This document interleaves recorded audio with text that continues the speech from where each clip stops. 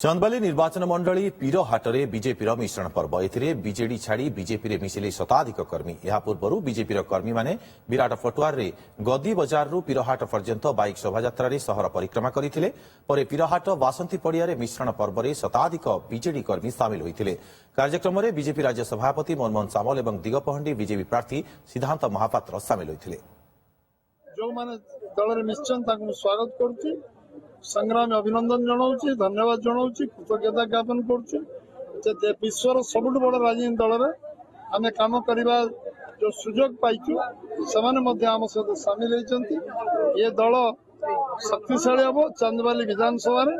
एवं आगामी निर्वाचन में यार प्रतिफलन हम एवं ओडिशा रे जो एकाकी बीजेपी सरकार हम केंद्र तृतीय थर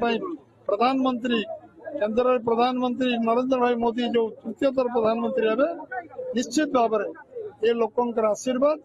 जो परिवर्तन स्वर आम कहते जे गंजाम रे देखा जाइतिला एवं 13 तारीख रे भी तार प्रतिफलन भी देखा जाइतिला वोटिंग रे एवं वोटिंग परसेंटेज रे आपण भावंतु ऑलमोस्ट 66% रो वोटिंग हिची से जगह रे